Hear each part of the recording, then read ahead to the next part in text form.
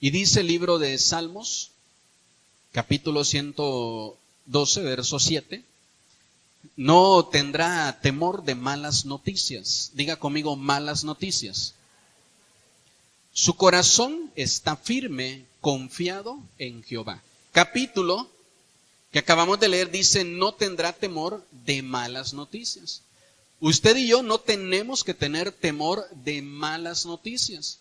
Ahora, escúcheme bien.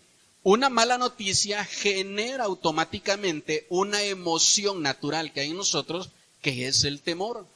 Pero la siguiente parte del verso dice que cuando tienes un corazón confiado en el Señor, entonces puedes venir y pasar la parte del temor. Las noticias serán malas, ¿verdad? Lo dice la palabra del Señor, y cada vez estarán poniendo las cosas más difíciles, más complicadas. La palabra de Dios nos da la respuesta para que no estemos siendo presas del temor. El Salmo 34, verso 4 dice, busqué a Jehová y él me oyó y me libró de todos mis temores. Diga conmigo, mis temores.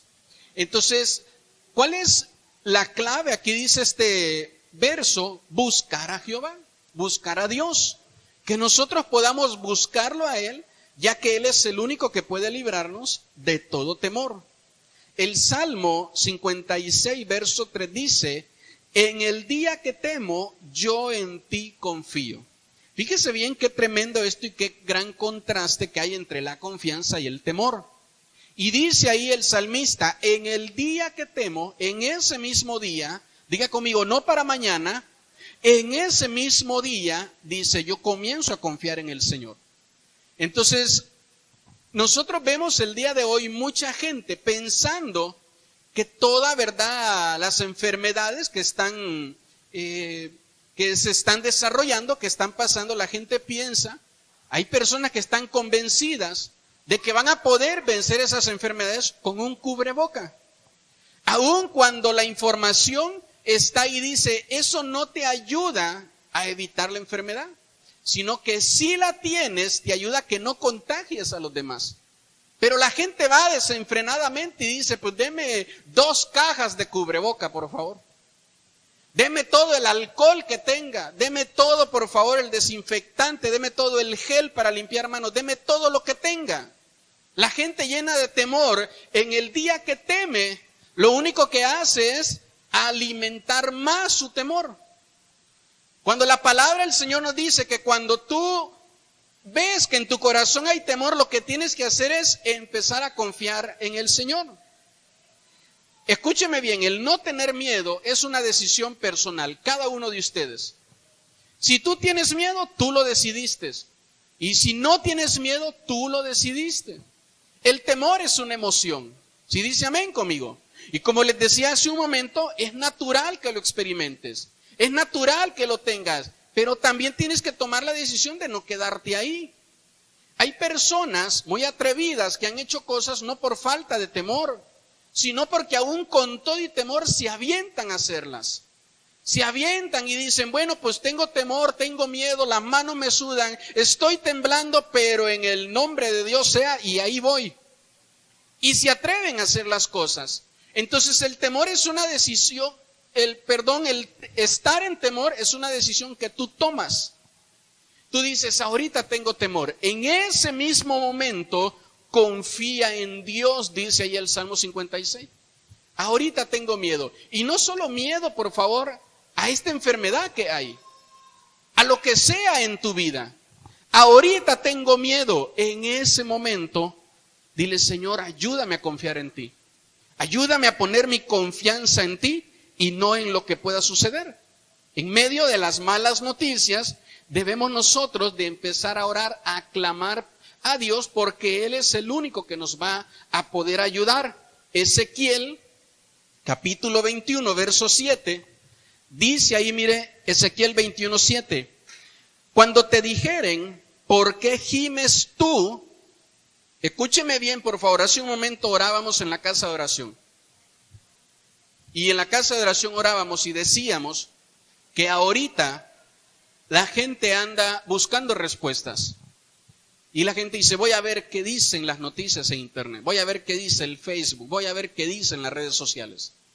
Y de repente tú como cristiano estás en medio de tu familia, en medio de tu trabajo, y ese es el tema que todos tienen. Y tú como cristiano debes de aprender a hacer luz ahí donde estás. Y dice, mira el pasaje, hablándole el Señor, ¿verdad? Ezequiel, que es un profeta, cuando te dijeran, ¿tú por qué oras? Cuando te pregunten, ¿tú por qué clamas? Cuando te pregunten, ¿qué no has escuchado? Que no hay que salir, ¿por qué tú vas a la iglesia? ¿Qué no has escuchado? Que no hay que ir a lugares públicos, ¿por qué sigues siguiendo a la iglesia? Dicho sea de paso, el lugar más seguro para estar es la iglesia. ¿Me motivan sus amenes? Dice, ¿por qué gimes tú? Dirás, mire la respuesta. Por una noticia que cuando llegue hará que desfallezca todo corazón y toda mano se va a debilitar y se angustiará todo espíritu y toda rodilla será débil como el agua. He aquí que viene y se hará. ¿Sí dice amén conmigo? Dice Jehová el Señor. Entonces la gente cuando recibe malas noticias, imagínense que usted va, ¿verdad?, a un chequeo médico porque tiene un dolorcito aquí en el costado. Tú te sientes bien, vas al médico, el médico te hace un examen y te dice, tienes un tumor y en pocos meses te vas a morir. En ese momento, dice aquí, mire, las rodillas se debilitan, ¿verdad? Se siente debilidad como el agua, se turba el corazón, el espíritu se angustia. Todos, cuando recibimos una noticia mala, nos vamos a perturbar. ¿Sí dice amén conmigo? Por eso dice ahí la palabra, en los versos que acabamos de leer, que la respuesta es la confianza en Dios. Es confiar en el Señor. Que tú puedas venir y decir, Señor, tengo de este lado una mala noticia y de este lado tengo mi confianza en ti. Me acaban de dar una mala noticia, pero de este lado tengo mi confianza en ti. Y eso nos va a ayudar a poder salir adelante. Nuestro clamor debe de ser para que el Señor nos proteja, no para que el Señor se lleve las enfermedades. Y escúchenme bien, por favor, porque sé que se escucha un poco mal, ¿verdad?, o fuerte lo que le digo, pero eso va a suceder. Y ahorita lo vamos a ver más adelante. No solo esta epidemia, no solo esta enfermedad, muchas cosas trágicas van a suceder. ¿Quién quisiera que hubiera un temblor y que se caiga un edificio y personas se mueran ahí? Nadie quiere eso, pero eso va a suceder. ¿Quién quisiera que haya una inundación, un desastre natural? ¿Quién quisiera que sucedan ese tipo de cosas y que la gente muera de enfermedades? ¿Quién quiere que un familiar muera de cáncer? ¿Quién quiere que un familiar muera de SIDA? ¿Quién quiere que un familiar muera en algún accidente? Son cosas que van a suceder. ¿Sí dice amén conmigo? Lo que tú debes de pedir es que el Señor te proteja cuando sucedan estas cosas. Eso es lo que debes de pedirle. Señor, protege a mis hijos, protege a mi familia. La palabra del Señor nos cuenta que cuando Dios manda a Moisés a poder liberar al pueblo de Israel, en ese momento suceden 10 plagas. Y en medio de ese acontecimiento, en medio de esas plagas, está el pueblo de Israel. Y las plagas no les tocan a ellos, porque Dios los protegía. Las plagas eran para todos aquellos que no confiaban en Dios y que confiaban en otros dioses. Y cada plaga vencía a uno de esos dioses en los cuales ellos creían. Y cuando vienen situaciones difíciles a un país, a una ciudad, la gente que no confía en Dios es la más afectada, no aquellos que confiamos en Dios. Cuando usted ve que las cosas se ponen mal en el país, mal en la ciudad, ahí es cuando debes de empezar a evaluar cómo está tu confianza en Dios. Ahí es cuando debes de comenzar a pensar y a ver cómo estás tu confianza en Dios, porque eso es lo único que te va a poder ayudar. Eso es lo único que te va a poder ayudar. Usted debe de hacer, escúcheme bien, debe de hacer todas las indicaciones que nuestras autoridades gubernamentales nos dan para poder prevenir. Las debemos de hacer. ¿Sí dice amén conmigo? Las tenemos que hacer por prudencia, pero no por confianza. ¿Para qué oro si ya tengo mi bote de gel? ¿Para qué oro si ya tengo mi cubreboca? ¿Para qué oro si ya me lavo las manos? Entonces estás confiando en todo lo que estás haciendo. me lavo las manos, pero yo confío en Dios. Estoy, ¿verdad? Estoy tomando todas las indicaciones para prevenir, pero estoy confiando en Dios. Entonces nuestra confianza debe de ser Dios, porque de Él vienen las buenas noticias.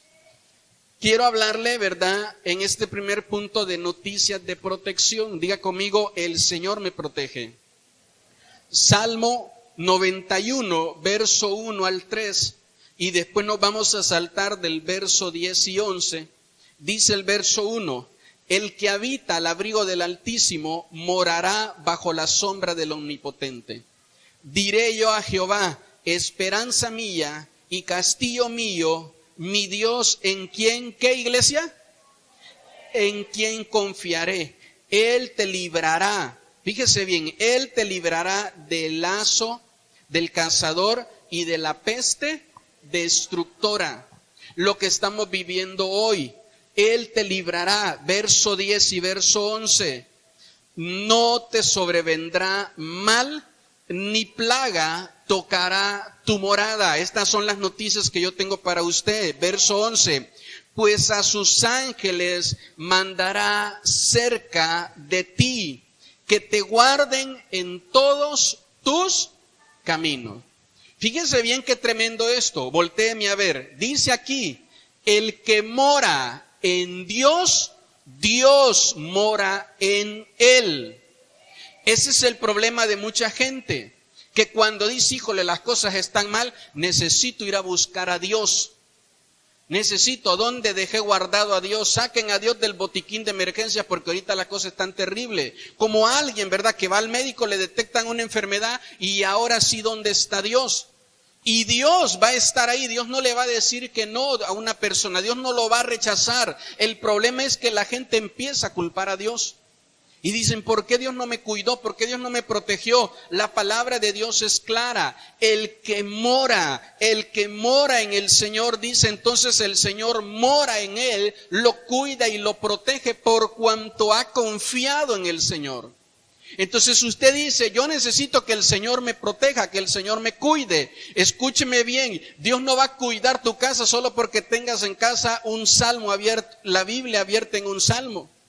Dios no va a cuidar tu casa porque tengas un pescadito en tu coche, ¿verdad?, el símbolo del cristianismo, o ahí en la puerta de tu hogar. Dios no va a cuidar por eso tu hogar. Dios va a cuidar tu hogar porque los que viven en esa casa, los que viven en ese hogar están confiando en Él. Están poniendo su confianza en Dios, no en ningún tipo de ritos religiosos. Ya sé, voy a ir a la iglesia para que el pastor ore por mí y entonces en ese momento Dios me va a cuidar y Dios me va a proteger. No, dice la Biblia que en los caminos que andes, donde tú andes, andan contigo ángeles que te protegen y que te cuidan. Y no tu ángel de la guarda, sino ángeles asignados por Dios para cuidar de ti y de tu familia. La Biblia dice en el pasaje que Él protege a todos los que están en mi morada. Entonces, cuando yo no estoy con mi esposa, cuando yo no estoy con mis hijos para cuidar de ellos, hay ángeles que cuidan de ellos. Cuando tú no estás con tus hijos, cuando tú no estás con tu esposo, con tus padres, hay ángeles de Dios asignados para que cuiden de ellos. Pastor, fíjese que pues mi hijo ya no vive conmigo, pero como tú confías en Dios, no importa, dice, de los caminos que andes, ahí Él está cuidando de tu familia, ahí Él está cuidando de los tuyos. Y dice amén conmigo. Nosotros tenemos que aprender a saber que nuestra mejor y mayor protección nos la va a dar el Señor, nos la va a dar Dios, pero tenemos que confiar en Él. Tenemos que poner toda nuestra confianza en Él. Dios nos promete, ¿verdad?, su sanidad. Entonces tenemos que aprender a confiar en Él. Mire lo que dice el verso. No te sobrevendrá mal, ni plaga tocará tu morada. Por favor, lea detenidamente esto. No dice, te vas a enfermar y te voy a sanar. No. Dice, no te vas a enfermar. Me motivan sus amenes. No dice, te vas a enfermar y te voy a sanar. Dice, no te sobrevendrá mal, ni plaga, ni enfermedad, ni epidemia va a tocar tu morada, el lugar donde tú moras, el lugar donde tú vives. Ay, pastor, yo no tengo morada, yo rento. Pues ahí, el lugar donde estás, no te va a sobrevenir mal. Dios va a cuidar de ti y de los que habitan en ese lugar. ¿Cuándo decimos amén a eso? Entonces, escoge la morada de Dios como tu lugar seguro. Cuando tú moras en la morada del Señor, dice ahí el Salmo, el que habita al abrigo del Altísimo morará bajo la sombra del Omnipotente. Y ya después el verso 10 y el 11 dice, yo voy a proteger tu morada. Entonces decide que el lugar más seguro para estar sea la morada, la casa del Señor.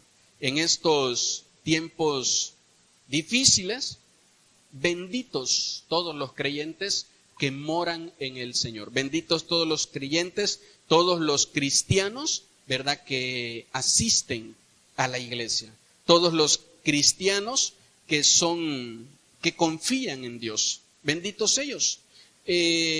Quiero decirle a usted que por causa de usted ser cristiano, usted está haciendo protección a los que moran en su hogar que no son cristianos. Usted los protege. Aunque muchas veces a lo mejor ellos se burlan de la fe, aunque muchos de ellos a veces no creen en la fe.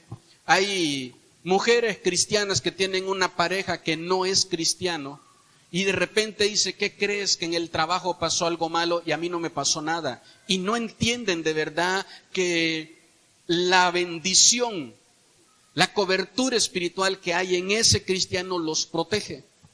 Hay hombres que salen a tomar, que salen a hacer un montón de cosas, regresan borrachos, perdidos, no saben ni cómo regresaron a la casa y dicen, tuve suerte. No saben que por cuanto en su casa hay un creyente, por cuanto en su casa hay un cristiano, es protegido.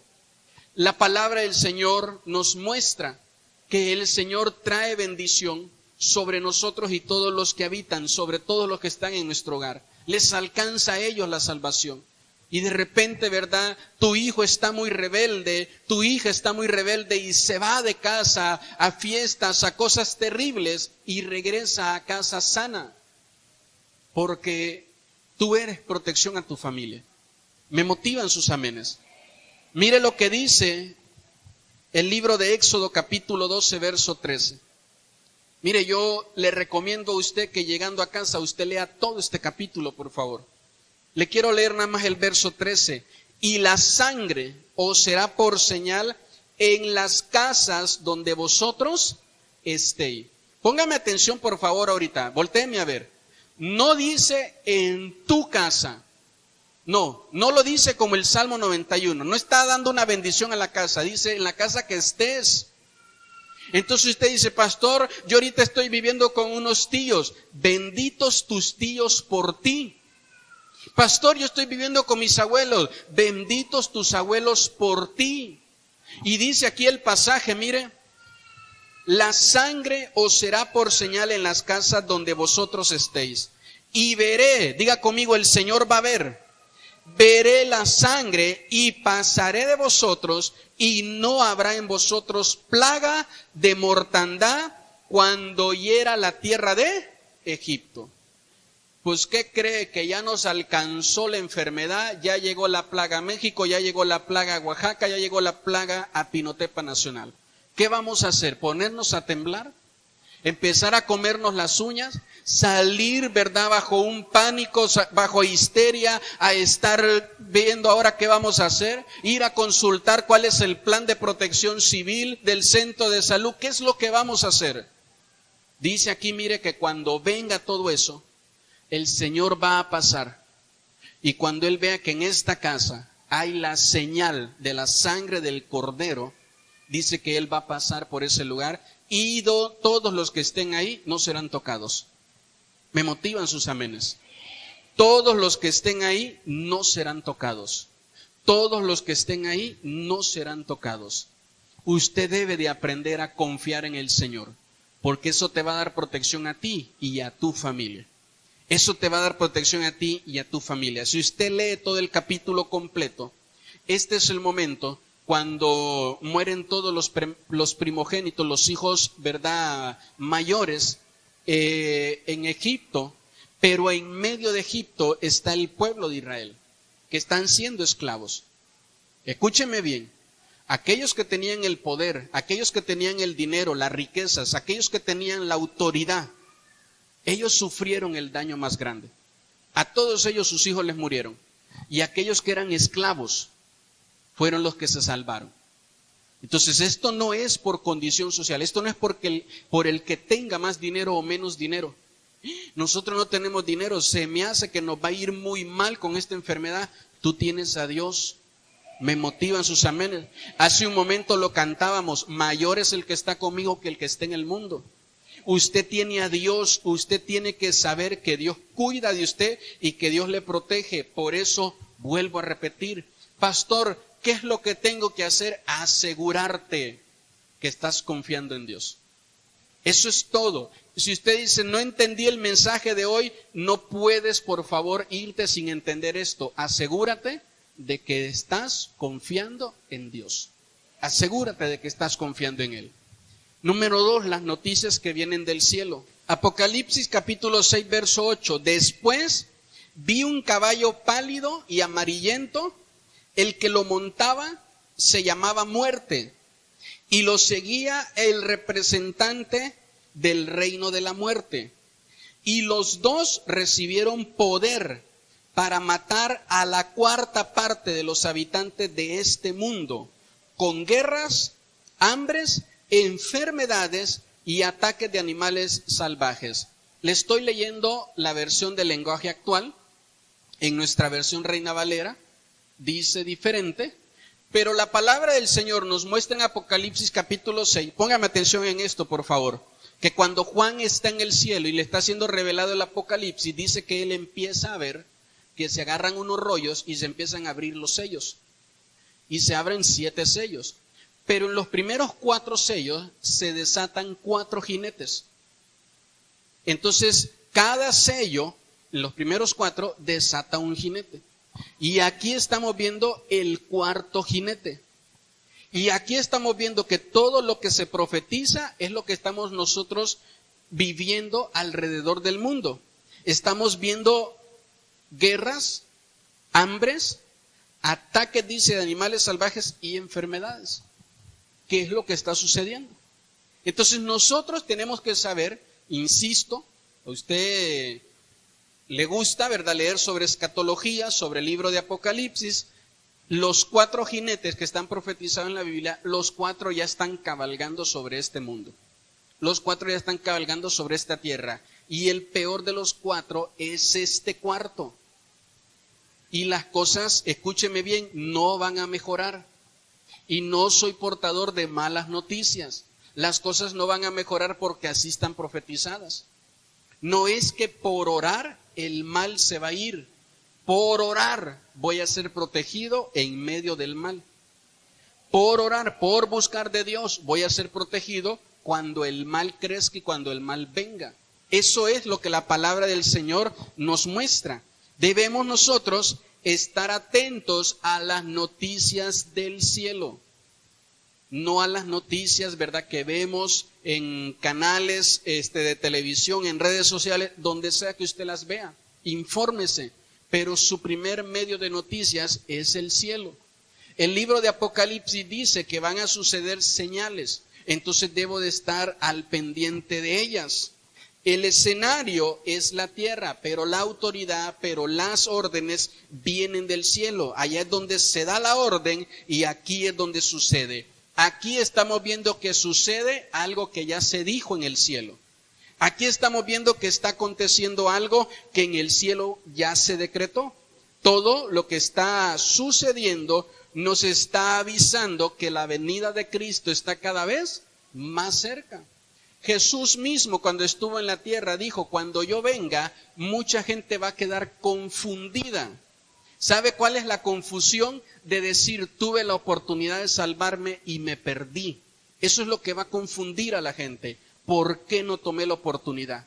¿Por qué no la acepté? ¿Por qué tanto que me invitaban? ¿Por qué tanto que me insistían y nunca tuve tiempo para comprometerme de corazón con Dios?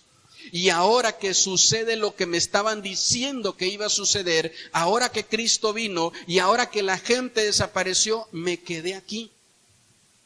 ¿Y ahora qué voy a hacer?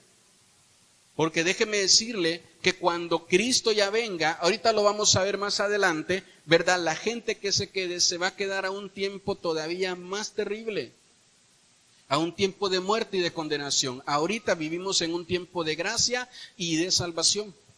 Y por eso es que cuando estén las cosas difíciles, no nos podemos nosotros cansar de empezar a predicar y a hablar de Cristo. Tenemos que hablar de Él. Si dice amén conmigo. Cada vez, ¿verdad? Entonces, vemos que pues este cuarto jinete que le digo ya está cabalgando sobre la tierra.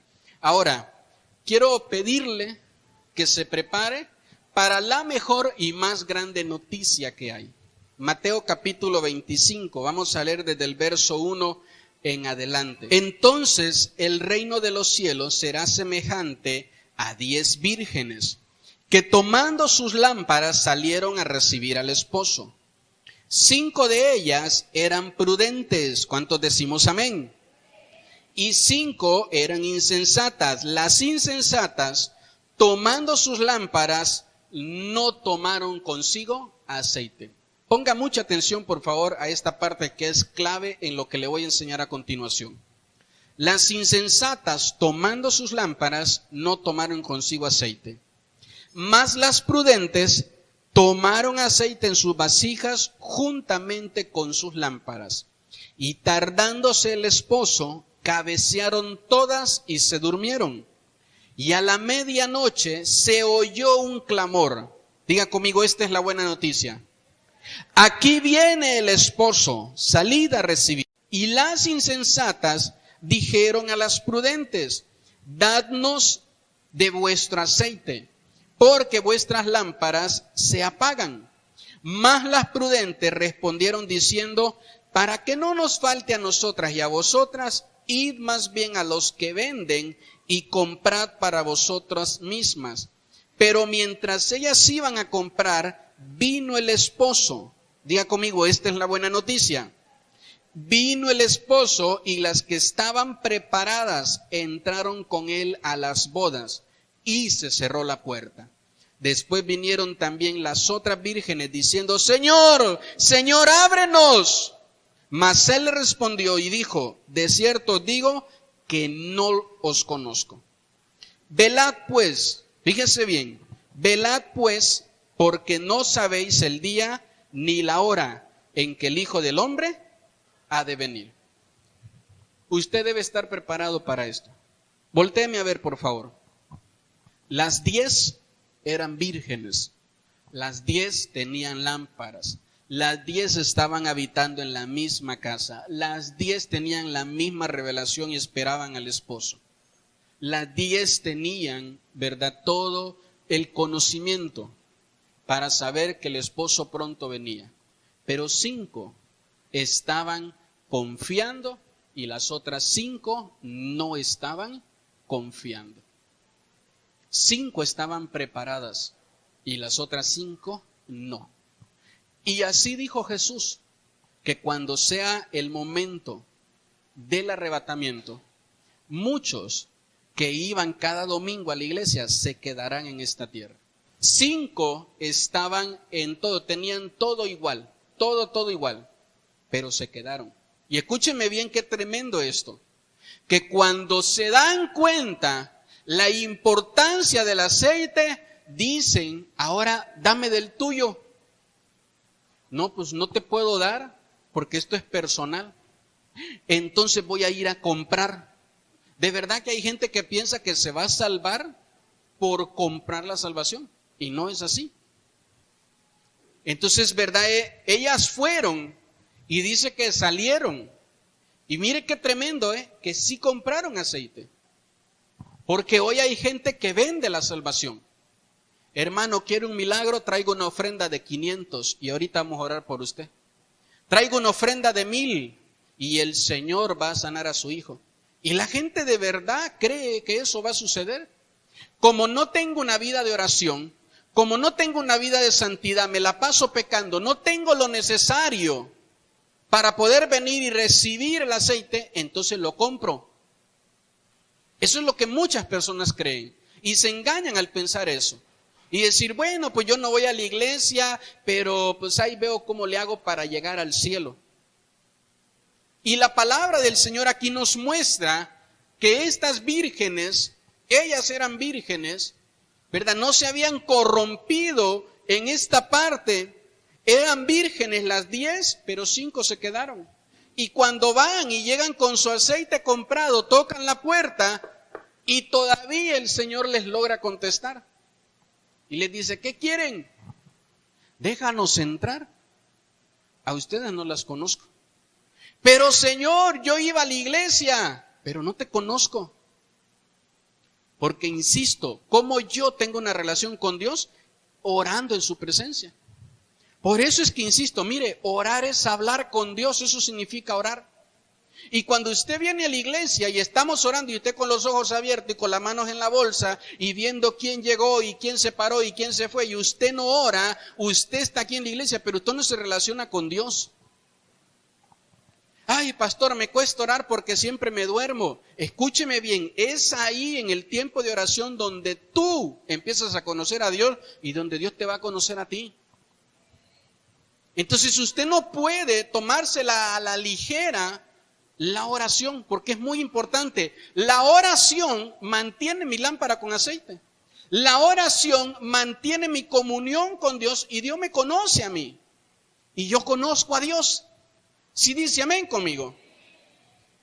Entonces no sea usted de los que quieran, ¿verdad?, arreglar su mala vida espiritual, su falta de relación con Dios, cuando escuchan las malas noticias y dicen, ¿y ahora quién podrá defenderme? Ya sé, voy a ir a la iglesia. Y ay, Señor, aquí estoy. Sé que soy el peor de todos, pero por favor, ay, te pido por mí. Y se va de la iglesia y sigue otra vez sin relacionarse con Dios. No te vas a salvar por venir a la iglesia. La religión, las iglesias no salvan a nadie. Es el Señor. Y en la iglesia te enseñamos a relacionarte con Dios, pero la decisión es tuya. La decisión es tuya. Hay gente, ¿verdad?, con la que hablamos y me dicen, sí, pastor, y se les ve en la cara que están mintiendo, que no lo van a hacer. Y siempre digo por dentro, ¿verdad?, él cree o ella cree que me engaña, se está engañando a usted mismo. Se está engañando a usted. Jesús dijo que cuando sea el momento del juicio, nadie va a tener excusa y decir, Señor, yo me perdí porque nunca nadie me habló, o nunca nadie me advirtió, o nunca nadie me dijo. Qué terrible sería que tu hijo, tu hija, por tener siempre un corazón rebelde y no obedecer a tus padres, te quedes aquí en la tierra, en el día del arrebatamiento. Ay, yo iba a la iglesia, pero como nunca pude honrar a mi padre y a mi madre, que es el segundo y más importante mandamiento, pensé que no me iba a pasar nada. No, dice aquí la Biblia, mire, que a muchos les va a ser cerrada la puerta. Entonces escúcheme bien, póngame atención en esto y voltéeme a ver. Aquí en la tierra hay epidemia y hay problemas. En mi casa vive un cristiano, estoy protegido, pero no salvo. ¿Sí dice amén conmigo? Entonces mi papá, mi mamá que no quieren saber del Señor, vienen enfermedades, vienen cosas terribles a esta tierra, están protegidos, pero no están salvos.